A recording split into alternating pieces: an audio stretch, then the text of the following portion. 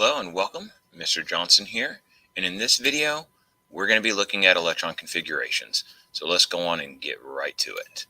So what exactly are electron configurations? Well, they are used to represent how electrons are arranged within a specific atom. Okay?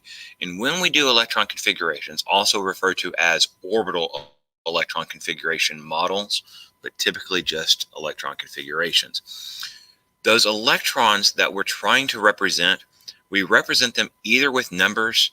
So for example, this 1s1 for hydrogen, or a series of numbers 1s2, 2s2, 2p5 for fluorine, or we can represent the arrangement of those electrons within an atom using up and down arrows, where the up arrow is for a positive spin, a down arrow is for the negative spin, which if you haven't watched the previous video that I've done on the 4 quantum numbers, I'd recommend that you go on and stop this video, go back, watch my video over the 4 quantum numbers, because I'm going to be referencing those values and how they give rise to these electron configurations as well as the arrow diagrams.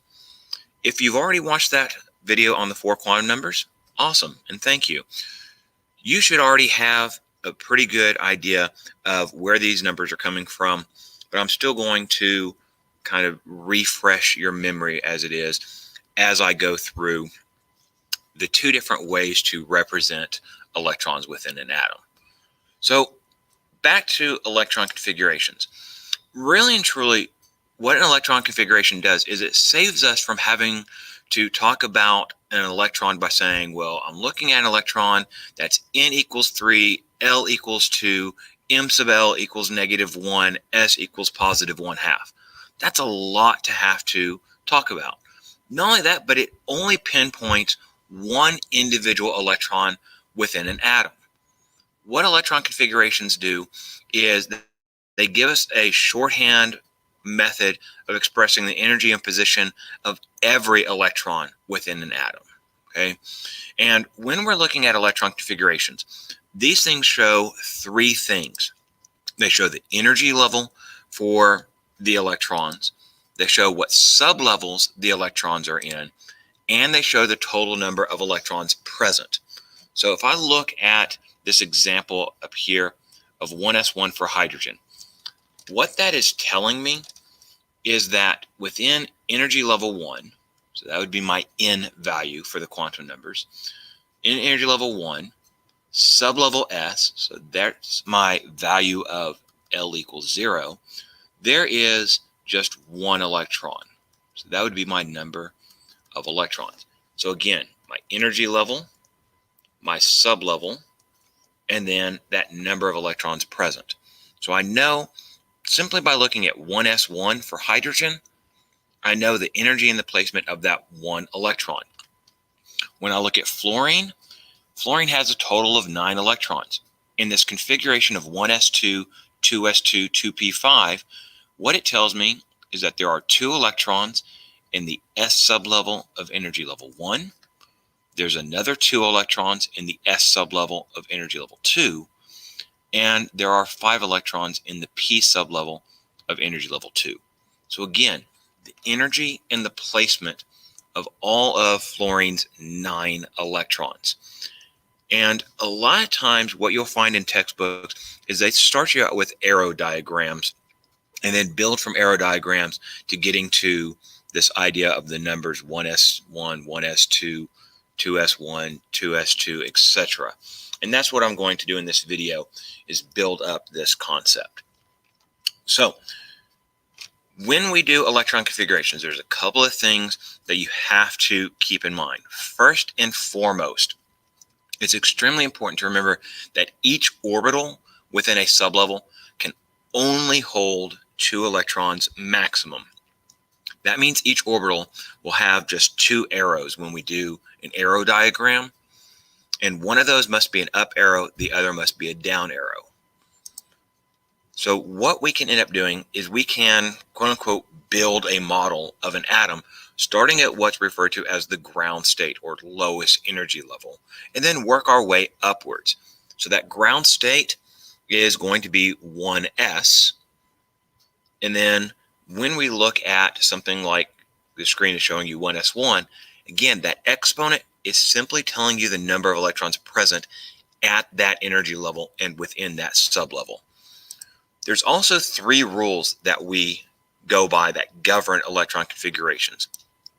The first of these is what's referred to as Aufbau. Aufbau is German for to build or to build up.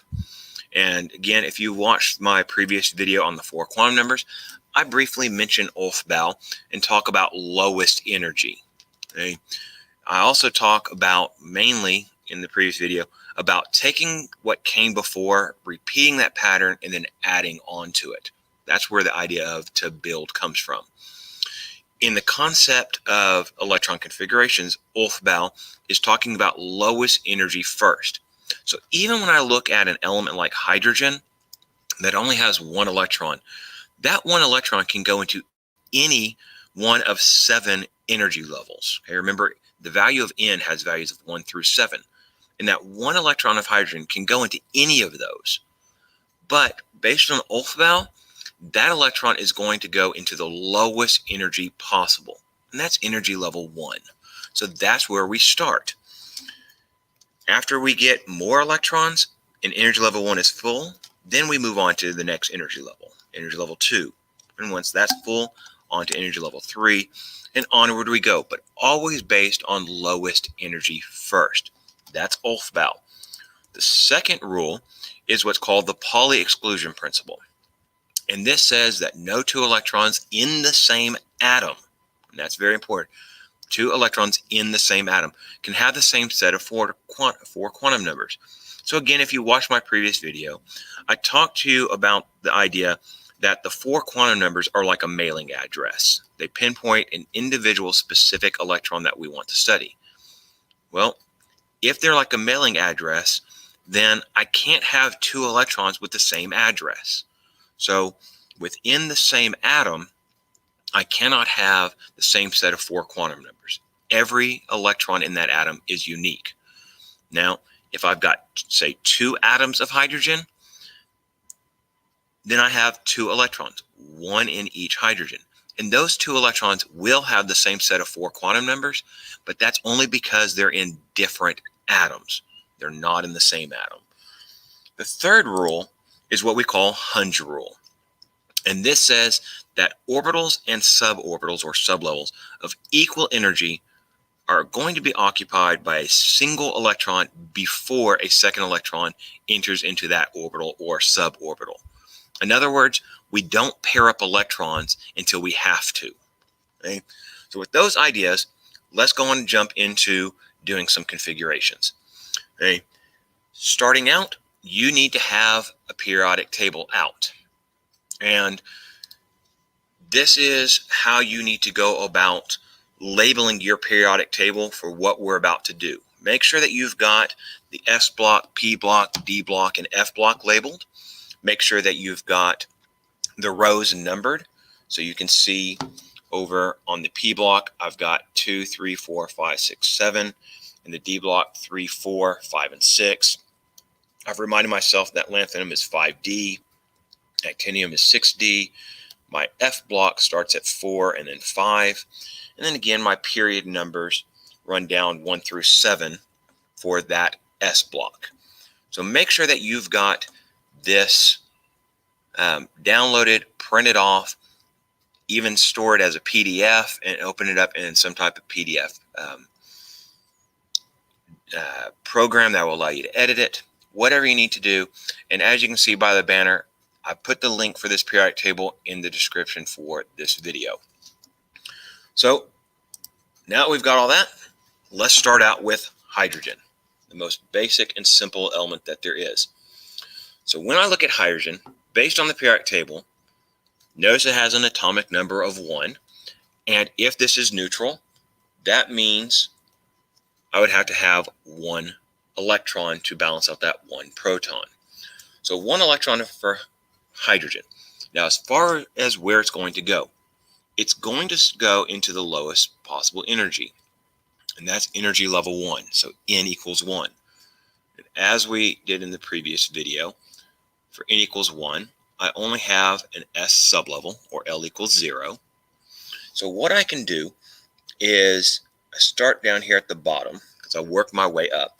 I can write that 1 and then an S, where the 1 indicates my value of n, the S is indicating my value of L, and then for that sublevel, if you recall, our m sub L is simply a 0. And what I do is I draw a line to represent that m sub L value. Some textbooks, you will see this as a box that they put the arrows in. I don't do the box. I just go on and use a line. Okay? So when I'm looking at hydrogen, that one electron, it has to go into energy level 1, sublevel S, and into the only orbital that's available. And part of Hund's rule that I didn't put on the screen says that the first electron into an orbital is always going to be a positive spin. And we give that with an up arrow. Okay? Some textbooks will use a complete arrow. Other textbooks will use the traditional half up arrow. And that's indicating my m sub s value of positive 1/2. So what I can do is I can draw that arrow in. And then based off of that arrow diagram, I can transition and look and say, all right, energy level 1, sublevel S, and I have just one arrow. So that's where the 1s1 comes from. So moving onwards, when we look at helium, because hydrogen's pretty simplistic. You don't get a whole lot of what's really going on with electron configurations. But we're going to work through a number of these so you can see how it all plays out. So helium, atomic number of 2, so 2 protons. And if it's going to be neutral, then I have to have 2 electrons. So I start back building this up. And now, for those 2 electrons, again, they're both going to go into energy level 1. Energy level 1 only has an s sublevel. That s sublevel only has 1 orbital. So I'm still down here with the 1s and then the line that I've drawn. And now for helium's 2 electrons, the first in, based on Hund's rule, is going to be the positive spin. The second electron, now this is where we have to start using some logic. That second electron, again, just like the first electron, could have gone to any of the 7 energy levels, but it wants to go to the lowest. That's Wolfbau. So the first of the 2 goes into energy level 1, sublevel S. That second electron also could go into any of the 7 energy levels. But again, it wants the lowest energy level possible. And because there's still room within the 1s, that's where the second electron is going to go. Now, when it goes into that orbital, because there's already a positive spin, it must take on the negative spin. And we draw this with a half down arrow to represent our m sub s value, which would be my negative 1/2. So this is what Pauli exclusion principle is referring to. They both have the same value of n, the same value of L, same value of m sub L, but they have different m sub s values. Okay? So 4 unique numbers for each of those 2 electrons. Okay? As far as writing the configuration, I can look what I've done for the arrow diagram. 1s, and I've got 2 arrows. So a superscript of 2 to denote those 2 electrons. So that's helium. So let's now move on to lithium, our next element on the periodic table. So lithium, atomic number of 3, so 3 protons. To keep it neutral, it would have 3 electrons. So let's start back from the beginning and start building this up. The first electron, again, it's going to go into the 1s as an upspin. The second one will go into the 1s as a downspin to finish filling up the 1s. And this is what I want you to notice real quick. If I stop right here, I have the exact same arrow diagram that I had for helium. But based on Wolfbau, remember, take what came before, in this case helium, And now we add to it. So what am I going to add to it? A third electron. And I can't put that third electron into the 1s orbital because it's already full. Remember, maximum of 2 electrons per orbital. So that means my third electron now has a choice to go into energy level 2, 3, 4, 5, 6, or 7 because energy level 1 is full. So out of those remaining energy levels, through 2 through 7, the lowest energy level possible is energy level 2. So that's where it's going to go. And within energy level 2, if you recall, we've got 2 sublevels. We've got an S sublevel and we have a P sublevel. So down here in the corner, I'm going to write a 2S and then 2P. Within that S sublevel, again, M sub L equals 0. So only one orbital, so I'm only going to draw one line. For the P sublevel, M sub L has values of -1, 0, and 1. That's 3 orbitals, so I draw 3 lines. Okay? And we write these lines in the same order as what we write the quantum numbers whenever we're diagramming up here, because the 2s is lower in energy than the 2p. And that's why I do this starting at the bottom and working up vertically. So you get the idea that 1s is your lowest energy, followed by 2s, and then 2p, and onward we go. So back to this, I've got 2 out of those 3 electrons already accounted for. Lithium's third electron is going to go into the lowest possible energy, and that's my 2s. And according to Hund's rule, the first electron in is always an upspin. So I've got that arrow that I put in as the upspin. So lithium, looking at the arrow diagrams, 1s with 2 arrows, 2s with just 1 arrow. And there's my configuration. Okay. So going to jump ahead now because I want to illustrate Hund's rule as far as the won't enter into joint occupancy. And we're going to go on and look at carbon. So carbon has 6 electrons. So when I look at the arrow diagram for carbon, again, starting at the bottom, my first, second, third, fourth, the fourth one finishes filling out the 2s because it's lower in energy than the 2p. My fifth electron has to go into the 2p because that's the next lowest available energy level or sublevel. And now the 6th electron. Again, I've got 2 choices. I can either put it as a downspin or in the same order where I've already got one, or I can put it as an upspin. And according to Hund's rule, we don't enter into joint occupancy until each one of these 3 orbitals are already half filled or already have an electron in it, which means that 6th electron goes into that empty orbital. The way I think about this is like if you've got a 3-bedroom apartment, okay, you move in and you have your choice of the 3 empty rooms. So you take one of them. Now you've got a sibling that comes and needs to stay with you for a while. They're not going to move into the same room that you're in and leave 2 rooms still empty. They're going to take their own room. And that's what's going on with these electrons. But as far as the configuration goes, for the 1s, I still have 2 arrows. For the 2s, 2 arrows. And in the 2p, a total of 2 arrows. It doesn't matter that they're in separate orbitals.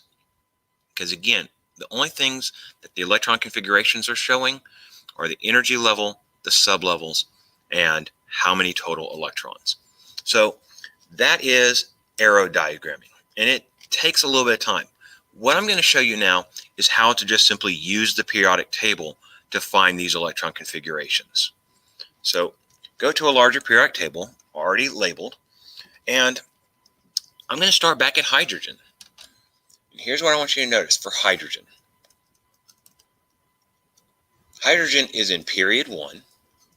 It's in the S block, and within that period, it is the first out of the 2 elements, configuration of 1s1. When I look at helium, I can do the same thing. Helium is my target. So in period 1, it is also in the S block, and it is the first second element within that S block. So 1s2. When I go to lithium, lithium is my target element. And there's two different ways to do this. There's what I refer to as the backtrack method, where what you do is you look and say, well, lithium is in period 2. It's in the S block, and it is the first out of the 2 elements in that block. And then you ask yourself, what must happen before I put electrons into the 2s? Well, energy level 1 has to be full. Energy level 1 only has an S sublevel, and it is full after 2 electrons. So I've backtracked. The other way, and the way that I personally find to be easier, is what I refer to as the bookmark method. So what I do is I bookmark lithium, and then I start reading from the top. The first thing I encounter is period 1, the S block, and there are 2 elements in that block, and I haven't reached where I want to stop. So I continue reading the next line. My next line tells me I'm on period 2, the S block, and my bookmark is on the first of those 2 elements. So let's do that again and look at beryllium. So beryllium, this is my bookmark. That's where I want to stop in my configuration. So I start reading the first line. It is the S block, and again, I've got 2 elements, neither of which are my bookmark where I need to stop. So since I've reached the end of that line, I start back reading the next line. Now I'm at line 2, S block, first, second element within that S block is where my element is. So 1s2, 2s2. If I go on across, and let's again look at carbon, then I can bookmark carbon. And one of the things that I tell my students to do is, if you've got your periodic table printed out, get a Post-it note and tear off a corner that has some sticky on it, and actually put the Post-it note over the symbol of the element that you're wanting to stop at. Okay? In this case, I'm simply circling the element. That's my bookmark. So I want to stop at carbon. So again, I'm going to start at the very beginning. Row 1 or period 1, S block. I read 2 elements within that S block. Neither are my bookmark. So I start back reading my next line. Now I'm at period 2, the S block. I read lithium and beryllium. Neither are my bookmark. So 1s2. And then I continue reading along row 2 or period 2. I'm at period 2. I'm now at the P block, and it's not boron, but it is carbon. And carbon is my second element within that block, which brings up another point. A lot of times it's easier if you think about the periodic table, instead of as one solid block, think of it as 4 separate blocks. So I've got my S block, that's numbered 1 and 2. I've got my P block, that's numbered 1 through 6. My D block, that's numbered 1 through 10. And my F block, that's numbered 1 through 14. And when I reach a new block, so example, as I move from the S block 1 and 2 across over now to the P block, I'm going to start renumbering. So first, second, third, fourth, fifth, sixth element. Okay. One of the common mistakes that I see students make is that they always want to number starting at the far left-hand side of the periodic table and just number straight across. And that's not what you need to do. Okay. So let's get a little more complex with this. Okay. And let's go on and look at calcium. So when I look at calcium, again, I've placed my bookmark. I'm going to start at the very beginning. Period 1, the S block, first, second element in that period. Neither of them are where I want to stop. So I go back to my next line, and as I finish a line, I write down what's there if you haven't noticed that. So now I'm at line 2, still in the S block, lithium, beryllium. Neither are my bookmark, so I record that I've read it, and then I continue on across. Still on period 2, P block. And again, as I just said, because this is a new block, I start renumbering. So first, second, third, fourth, fifth, sixth. It's none of those. I record what I've read, reach the end of the line, and go back to read the next line. Now I'm at line 3. Again, I'm in the S block, first, second. It's neither of those, but I record what I've read. I go on across. I'm still on row 3 in the P block, and again, start renumbering. First, second, third, fourth, fifth, sixth. It's none of those. I record what I've read, and I go back and start my next line. I'm faced with 4, period 4. I'm still in the S block. It's not the first, but it is the second, and that's where I stop reading. So I get the configuration for calcium of 1s2, 2s2, 2p6, 3s2, 3p6, 4s2. And if you want to check your work, here's how you can do it. Notice that calcium should have 20 electrons accounted for. Well, 2, 4, plus another 6 is 10, 12, 18, 20 electrons accounted for. The energy emplacement of all 20 electrons of calcium. So let's do just 2 more, and then I'll finish out this video. I want to make sure that I do an element that's in the D block for you. So I'm going to pick, let's just go with manganese, right? An element that's often confused for magnesium. Right?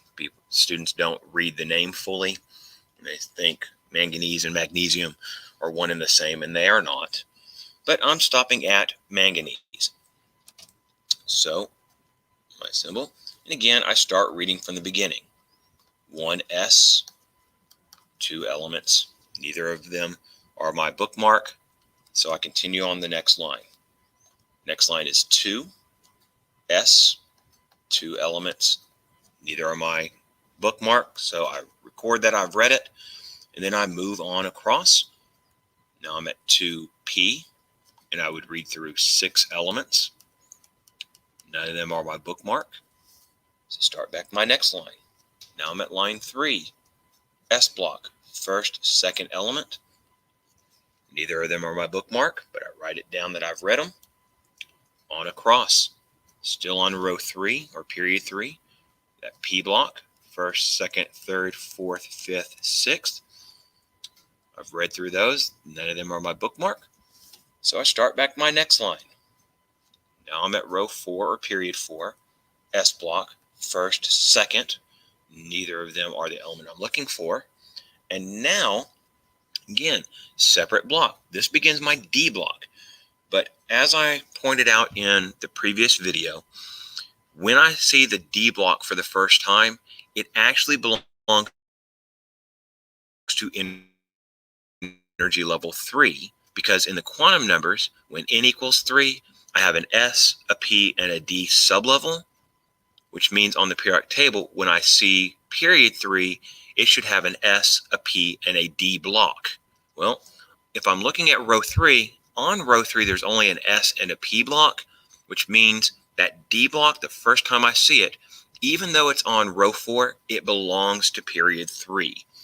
So that is 3D. I'm in my D block. First, second, third, fourth. My 5th element is what I'm looking for. So I get the configuration 1s2, 2s2, 2p6, 3s2, 3p6, 4s2, 3d5.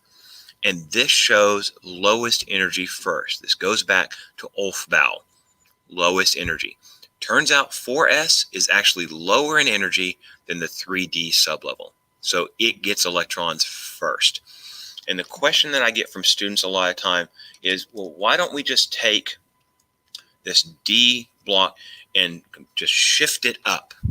Okay? Why not just put it here and have scandium right next to magnesium and then titanium on through?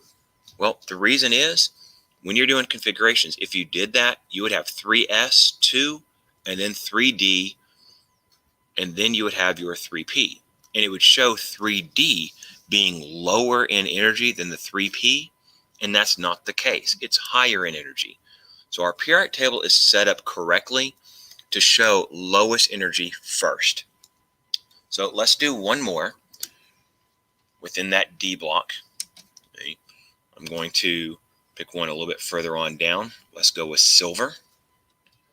Okay.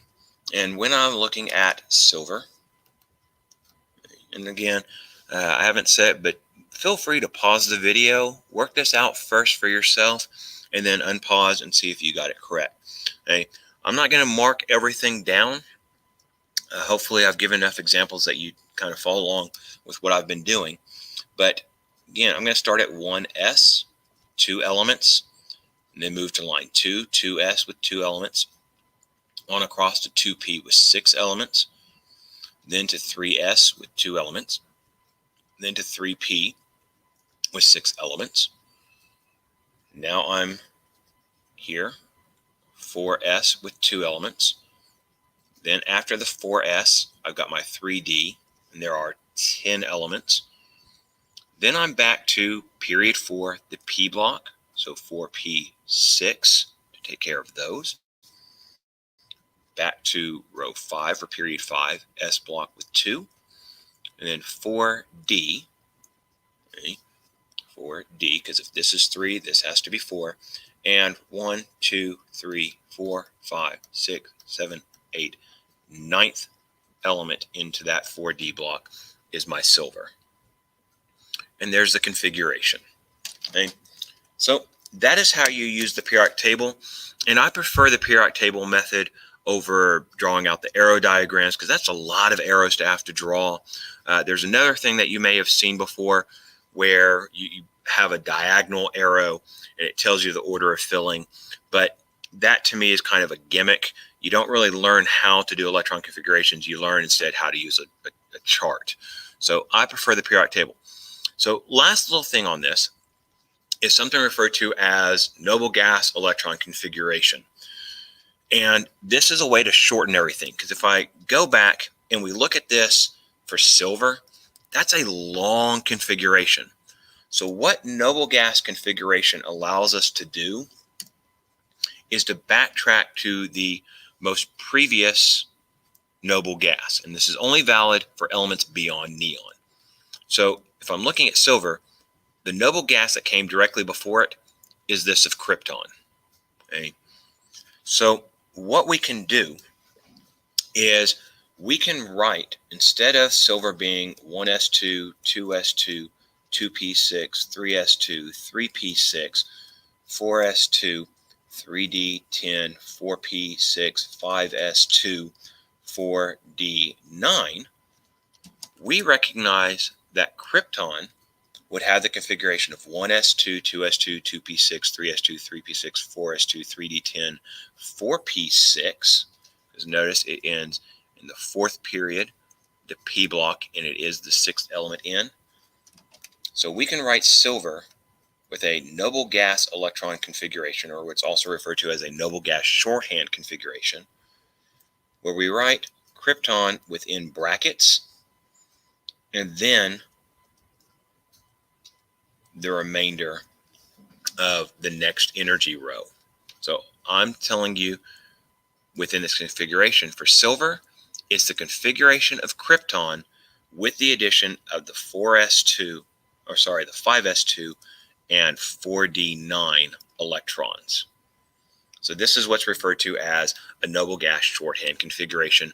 And you'll see this in textbooks as well, but I don't typically use it very much.